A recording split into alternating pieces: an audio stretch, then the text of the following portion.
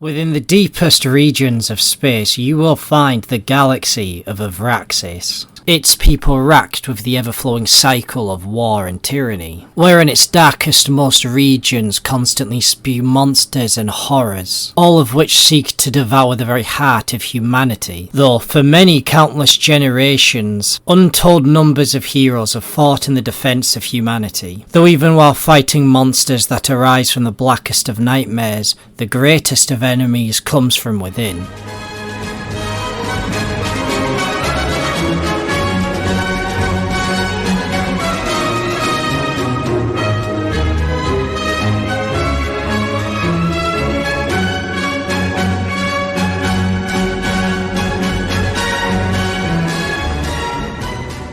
As you may have gathered, Avraxis is the galaxy which most of Locus takes place in. And right off the bat we get into some state censorship because the history of the galaxy is rather mysterious. Really, it begins from the end of the Age of Conquest, as any time periods before this are heavily censored by the Great Realm's government. The reason why the period of the Age of Conquest is kept so secretive is unknown, but very few in the galaxy actually have records to what really happened. Though what we do know is it was a very violent period in the galaxy's history. I mean, more so than what is average, which is a lot, by the way. Though the main thing to take away from this is that the end of the Age of Conquest saw the formation of the Great Realm, which generally speaking is how things are dated. Year 0 is considered the formation of the Great Realm, and this occurred around about 10,000 years ago. Though the actual number of the Great Realm's history, well, is rather up for dispute. Given that huge periods of the Great Realm's own history are heavily censored, it's really hard to tell how long the Great Realm has actually been around for. There is evidence that the Great Realm may have actually only existed for around 3,000 years, though various archaeological studies or even items and artifacts linked to the Great Realm have even been dated back to around 15,000 years, which just adds more confusion to the number. Though all of the information on this is heavily censored and strictly controlled by the regime, and so the general public doesn't have access to any actual information on this. Really, they just have to trust that what they're being told is true, and official dates say 10,000 years, and so that's what most people believe. Though what we do know is that the Great Realm was formed by a man called Alvasta Drakal. He's a rather messianic figure in Jantine culture where they view him as the father of the nation. Even to this day, he's still praised across the realm. Though actual information on who Alvasta was may be a bit difficult because that's also muddied with Great Realm propaganda, but it's probably safe to assume that he was a great conqueror, considering, the name of the era that he came from. The Great Realm was formed with a very simple ideological goal, and that's the total domination and unification of humanity. Alvasta was responsible for how the Great Realm was structured, which I'll go into more in my video about the Great Realm itself. Covering the basics of what he did was splitting up how power in the Great Realm actually was formed, in which defensive forces were entirely put under the control of regional governments. Military forces such as the Solar Tempests or the Imperial Navy had their own command, but that was also dictated by region. This was of course to ensure that no single group within these military forces could ever truly take control and usurp the regime's authority. And the ISA, the Internal Security Assembly, had a military wing known as the ASD, or Armed Security Detachment, which would be used to enforce the Emperor's will on their various military organisations. This helps centralise power in the hands of the Emperor, as if one of these organisations would turn against him, he'd have many thousands more that were loyal to him. It is clear what the point of the Great Realm here is, and that's to establish control in a centralised government. Though its years of fighting of course were not over, there were still many enemies lurking in the galaxy that the Great Realm would need to deal with. Various human empires would be dominated and become dominions, while aliens treated with disdain and distrust by the Imperial government would usually be cast out and left to the vacuum of space. For generally the entirety of the Great Realm's history, or as much as the regime would have us know, it has held supreme power. But this has been at varying levels, as it's been in a constant state of war with its neighbours. The fact that the regime's military is split up into tons of smaller groups does make it more efficient to run, but also comes with the issue that it's much more difficult to mobilise, meaning that the Great Realm for most of its history has always been in a state of small-scale war after small-scale war. Well, small-scale in terms of, the Great Realm standards. Because the Great Realm is a massive place. I want to discuss the numbers of just generally how big the galaxy in the Great Realm actually is. The galaxy of Avraxis it has so many star systems and astronomical bodies that planetary systems go missing all the time. And many are even newly discovered, even in the heart of the Great Realm itself. All for one reason or another.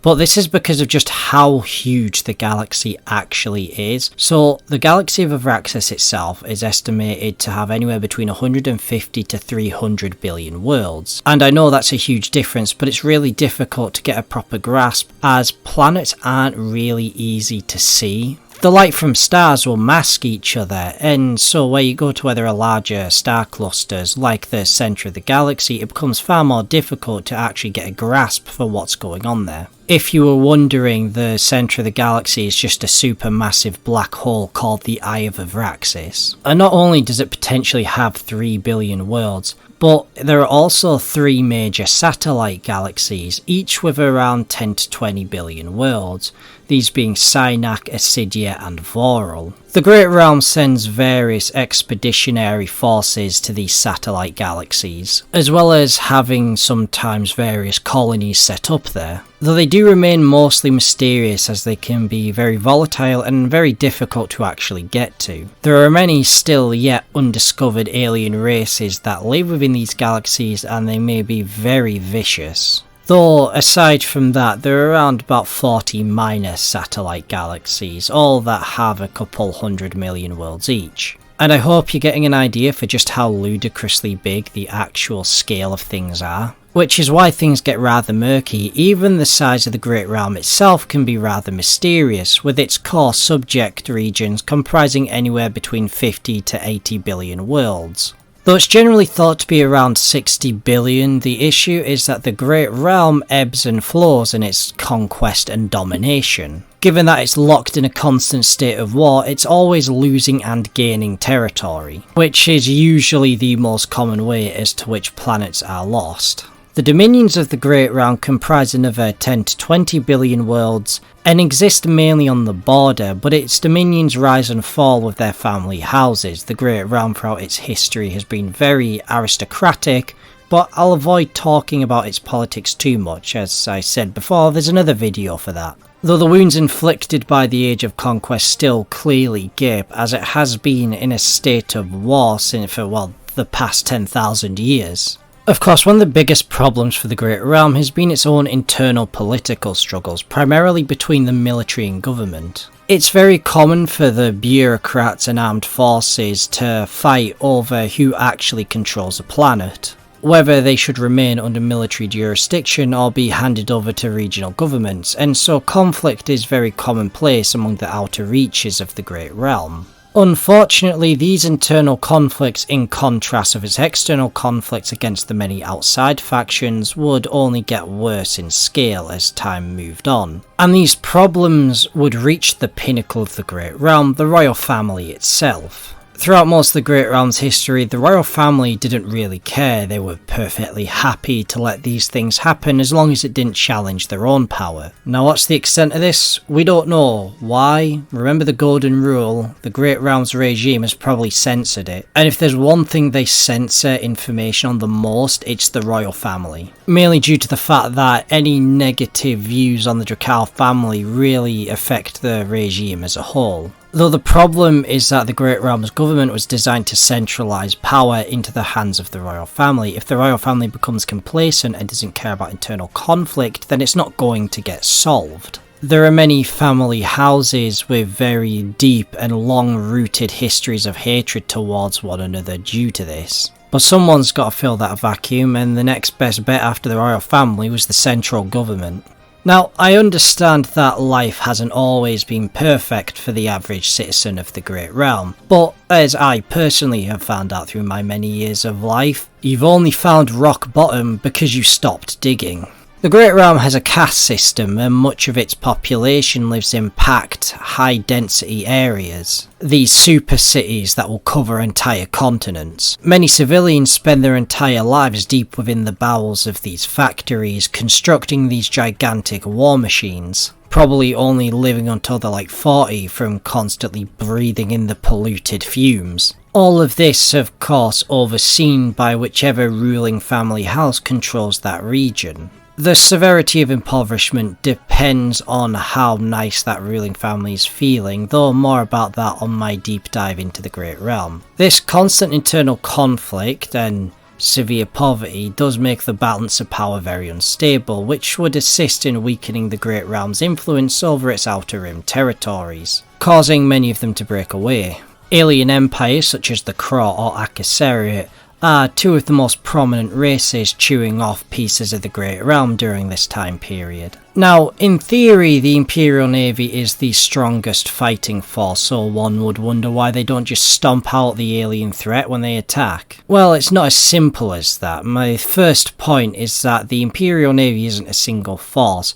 It's split up between the entire galaxy and is administrated separately between regions and acts as individual forces. But the real answer lies in the central government. Given that it has a tendency to keep systems or institutions in line by cutting off resources to weaken them, this happened a lot to Imperial Navy forces, especially on the Outer Rim. If the Great Realm central government was concerned that they may turn their guns against the regime, then yes, the central government is going to intentionally weaken the Imperial Navy on the Outer Rims in order to ensure its own power, which works if you want to stop the Navy from being a threat. However, it does not work if you need that same force to fight off an impending alien invasion. It's kind of the reason why the Great Realm would see many struggles during this time in history, though this is where we get on to our protagonist, the dear leader, Emperor Costanza. I do have a biography detailing the life of Costanza if you are so interested, discussing his politics, how he came to power and how he ruled. I don't want to go too deep into this, you can shuffle off and watch that video if you want to know more about his life. But to give you a general idea of the kind of man he is, he murdered his father, his brother, and his newborn nephew in order to become the Prince Regent. And this is where I have to talk a bit about the Great Realm's politics. You see, Alvasta, as the father of the nation, is still seen as the emperor despite being dead for 10,000 years. His descendants who rule in his name are known as the Prince Regent, so the question is, why was Costanza known as the Emperor if that isn't how it worked historically? Well, he just kind of gave himself the title. Long before Costanza became Emperor, he fought many wars along the outskirts of the Great Realm, and had seen firsthand the devastation that these conflicts had wrought, and was very well aware of the impact this was having on the Great Realm at large. After the things he had witnessed, Costanza would take it into his own hands to correct the course of the Great Realm, realising its potential as a star-spanning empire. Though to do this, he would have to become a very ruthless leader. The first order of business would be the expansion of the ISA, the secret police of the Great Realm, and grant them greater powers when hunting enemies of the state. They would very quickly become his choice weapon of terror. The most notable thing he did in this regard was reassigning all penal officers in the Imperial Navy to the ISA, allowing internal security direct control over disciplinary actions, ensuring loyalty to Costanza. This ensured the Imperial Navy was whipped into line, but what about the central government? As we know, the politicians had long since taken over the royal family, so how did Costanza rectify this issue? Well, it's a simple remedy: executing everyone he doesn't like. Those who challenged him would quickly find themselves up against the firing squad. This wasn't a rare occurrence before Costanza, but he sure did ratchet it up for the slightest infraction in order to get the message across. and the message was certainly sent. After taking complete control of the Imperial government, the next task would be to begin his massive military campaigns in order to retake a lost seditious Imperial territory. Costanza on many occasions would even personally lead military forces across the galaxy to retake the Great Realm's lost territory, and it was a wide success. Costanza's triumphs would seem widely venerated and praised across the Great Realm, though it's not like the population had much of a choice whether they get to praise him or not. Throughout the Great Realm's history, it was really Alvasta who was praised as the Eternal Emperor, and while Alvasta's legacy is still worshipped, Costanza would reforge the regime to worship him instead, in many ways making himself a living god, and the Great Realm would proceed to venerate him as their dear noble leader. Compassionate and ever-loving, Costanza only sought what was good for the people, or so regime propaganda would tell you. You may be catching on by now that the Great Realm isn't exactly a bastion of freedom and democracy. It is a ruthless and brutal regime in which the more simple and direct response to a problem, regardless of how it affects human life, is most likely going to be the one it takes. Though it's about time we talk about some of the other factions in Avraxis, and we'll begin with the Principality of Carapath. Now, Carapath has always had a strange relationship with the Great Realm. While it is known that Carapath has been to war with the Jantines a lot, most of these incidents are heavily censored and were during the Age of Conquest. Though, for most of Carapath's history, it has held good relations with the Great Realm as it's far more mutually beneficial. For most of Costanza's rule, the Prince of Carapath was Alaria Amisara, and in the same way the Drakals have ruled the Great Realm, the Amisaras have ruled Carapath for its entire history. Though towards the end of Costanza's rule, Alaria Amisara would pass away, and the next heir would be Leoyenith Amisara. Leoyenith was only about a year older than Costanza's son Varstein. Luckily, it appeared as though the Amisaras and Drakals were on very good terms. In fact, Costanza's grandson Varuk was even arranged to marry Leoyenith's niece Kayla.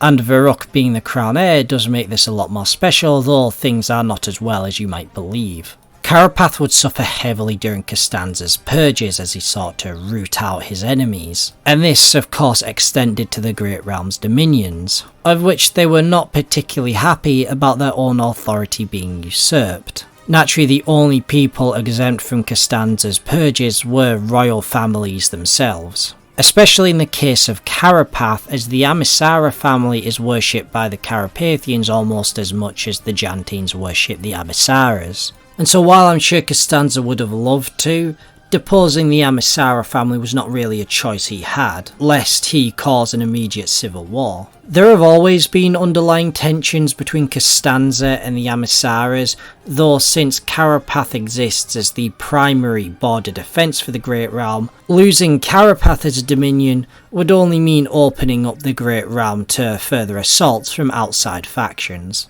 Now, Carapath's position on the border of the Veils and gateway into the fringes of the galaxy would result in Carapath being the epicenter for a lot of wars, which was a great motivator for them to side with the Jantines. Some of the largest wars Carapath has found itself in have been a constant struggle against the Zenthar. A very specific sect of the Zenthar called the Zensor were a constant nuisance to Carapath, yet there was much worse yet to come. See, deep within the Veils, a region of the galaxy cut off from most of civilization, in the coldest and blackest regions of space came a creature known as Kairis. Few know where he actually originates, though he claims to be the son of Ultris and the herald of Ilkhalid, the devourer of worlds. Ultris and Ilkhalid being two gods that the Zenthar worship. Kairis, for more than a century, would lead many military campaigns seeking to unite the Zenthar sects, and subdue the warlords in order to raise what would be named the Zenthar Empire. Now, the existence of the Zenthar Empire would be known about to all the major powers of the galaxy, yet its true extent would remain unknown. The presence of the Zenthar Empire would ramp up the Shroud War, becoming the Kyril's main focus of attacks. And while the formation of the Empire was rough, the time did eventually come to wage a full-blown war. This would become known as the Generation Wars. Its actual beginning is argued. Many Zenthar warlords took up arms fighting the great powers of the galaxy long before Costanza even came to power, though the scale of the war would certainly ramp up towards the end of Costanza's 70-year-long rule. But Costanza would not live to see the war at its height. His son Varstein would take his position and become Prince Regent, and sought to carve a legacy for himself in his father's name. With the Generation Wars now in full swing, Varstein saw his opportunity to carve a legacy of his own, much like his father before him. While I won't go into the full details of the Generation Wars, I will explain how it ended. It is also detailed in the core rulebooks discussing the Sicoris War. The Generation Wars would come to a head at the fortress world of Vajul, which would set the staging grounds for the final battle. Vajul was one of the primary shipping lanes on the borders of the Great Realm, with one of its dominions called Gara. The Zenthar had fought their way right to it, seeking to take the system. The reason was simple. In the grand scheme of things, the Great Realm vastly outnumbered the Zenthar. Their supplies, their manpower was far greater, and so a head-on war was almost entirely impossible. As a result, taking a major shipping lane like Vajul would cut off a lot of supplies and access to the Vales, making the Great Realm's ability to launch raids into Zenthar-held territory nearly impossible. And the stakes were set. The leadership of both sides would see themselves present for the battle. Prince Regent Varstein and the Overlord Kairis would both be commanding their forces personally. The battle would mainly be fought in space, though ground assault campaigns were fought. However, they were avoided as cracking the planet's surface defences were not easy, and overall, the battle would last for around 7 months. Vajul and nearby planets were under constant attack from all sides, and eventually Vajul's planetary defences would crack, and a large assault force spearheaded by Kairos and his personal elite guard would make planetfall. Seeing the opportunity for heroism arise, Varstein would not pass up the opportunity to take on Kairos personally. After a long battle in which Varstein's flagship, the Peacekeeper, would go on to destroy Kairos' flagship, the Soul Reaper, the two combatants would engage one another on the ground. Not hand to hand, as, Kairos is a giant horrific monster. That would be unfair. Varstein was equipped with his personal battlesuit known as the Fallen Angel, a helpful piece of equipment. I won't get too deep into the outcome of the battle, that's a story for another time. What matters is that this is the pivotal moment where Carapath would betray the Great Realm. You see, Leo Yenith was very well aware of the Zenthar Empire's growth. Leo Yenith allowed it to swell in size, very well aware of the war that would come from it. It was part of Leo Yenith's plan for the Prince Regent to get involved in the war personally, so that when the moment came, he could turn his guns on the Jantines and destroy them. With the Prince Regent Varstein killed, the Jantine leadership would be caught off guard and shatter as the surprise attack was underway, though Supreme Admiral Jarrus would take control of the Jantine forces in the Sicoris region and would continue fighting until inevitably forced out in what was known as the Sicoris War. This is the conflict detailed in the core rules book. You can read it to find out what happened there. Though the silver lining for the Jantines is that the Zenthar leadership would also be killed, and with no one to take power, they would simply destroy themselves and be scattered into warlords once more. Of course, the Zenthar are still a huge threat, they're just a more chaotic one. The outcome of the Generation Wars and the subsequent events of the Sicoris War would heavily influence the politics of Avraxis. While on the scale of things Sicoris was a rather small war, it was what it achieved that really mattered. With Varstein dead, now the only members of the Drakal family are Costanza's daughter Mivera and his 3 grandchildren, Varrock, Serbil and Arameus. And this is where you get into political turmoil. You see, what makes Leo Yenith's rebellion different from the other many rebellions that will pop up and be quickly crushed, apart from Carapath being the largest dominion, where Carapath has about 400 to 500 million worlds, although that's certainly apart from it, it was really the death of the Prince Regent that caused a rift in the imperial government. For the past century, Costanza had been brutally punishing and whipping all of his politicians into line, including his closest advisors, ensuring their loyalty to the leader. But with both Costanza and his son dead, well, they're leaderless. It isn't hard to see how such a thing would really mess with the running of the imperial government. Now you may ask, there are 4 heirs, why not just pick one of them? And it is a good question. The heir with the most legitimacy is of course Prince Varuk, Costanza's eldest grandson. He has the most military experience. He is, the military guy, though while being strong at conflicts, he hasn't shown any experience in politics. He's never really governed. Now, who knows, maybe his father and grandfather have given him a talk, but as far as the regime is concerned, he's always been a military leader and nothing more. And while he's shown his determination and, a desire to get things done, he has also shown to somewhat be emotionally unstable and very quick to act out in anger. Of course, the oldest is Mivera, but she's a girl and they've never had a female head of state before. I mean, they have female commissioners, but the Drakal royal family are usually a boys' club and eject their female-born family members, a tradition that Costanza stopped, mind you. But the culture is still there, so many are suspicious of it. Mivera has been known at making good connections and backroom deals, though she's never really shown all that much interest in governing. If you want governing prowess, then Serbil may be best. Prince Serbil, the middle child, has always been a peaceful person and has studied a lot in economics and negotiations, even overseeing a lot of the imperial shipping or mining operations when he was younger, but without any real interest in military affairs. The question arises if he would be the best choice for this wartime dilemma.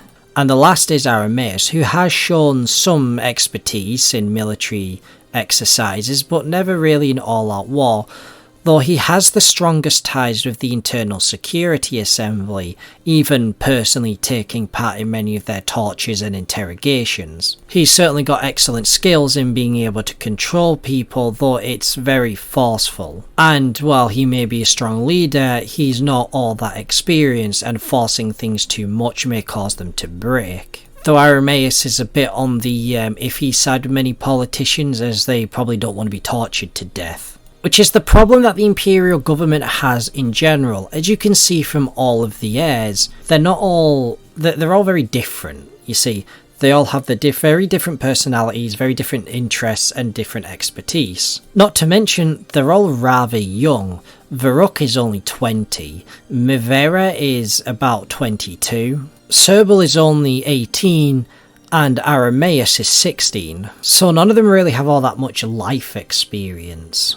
But the problems go even deeper than that. The Great Realm is a brutal place where human life only means as much as its usefulness to the regime.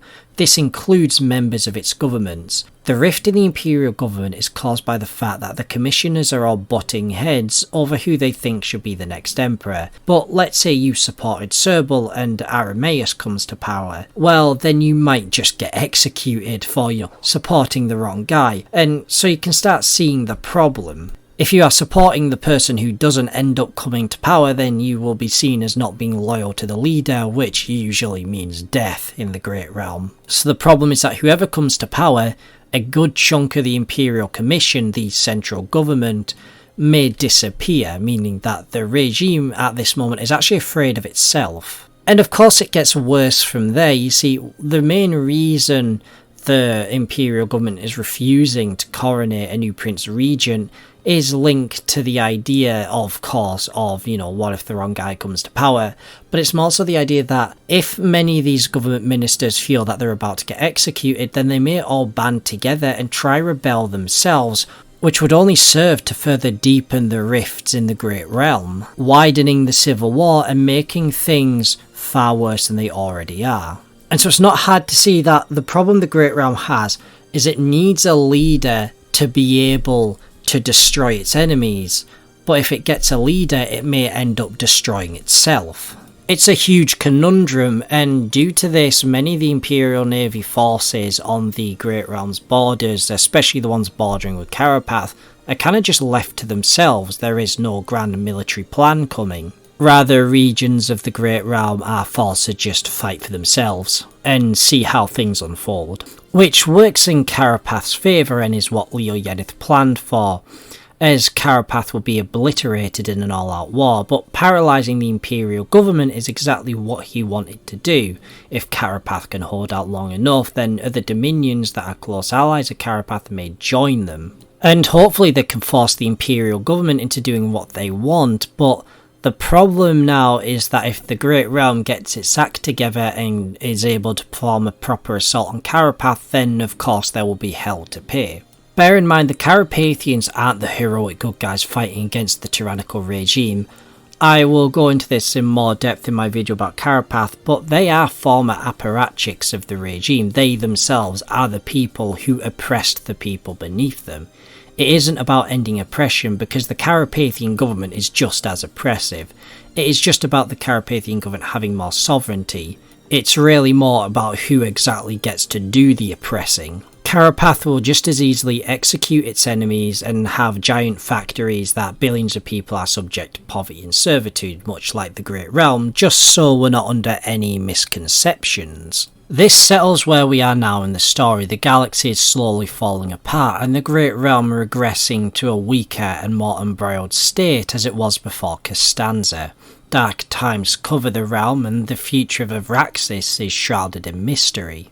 How the Civil War will exactly play out, well, we'll just have to see. And that was a brief history of the story of Locus. I have many other videos discussing Locus if you'd care to watch them, should you wish to know more about the Locus universe. And if you want access to my game, Locus Fleet Commander, then all the relative links are in the description, so do consider it and I'll catch you next time.